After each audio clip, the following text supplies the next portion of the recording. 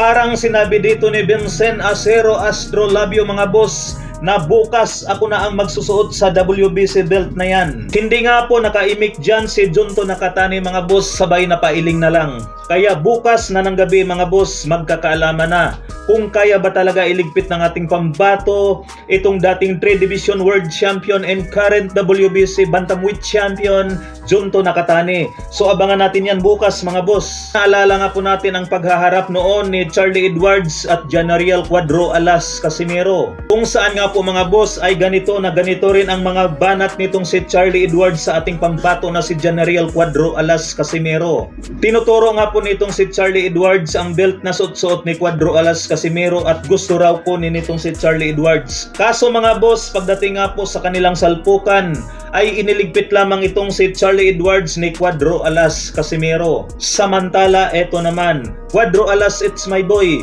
may bagong tirada nga po ito sa kanyang post mga boss. Eto, pakibasa nyo na lang mga boss.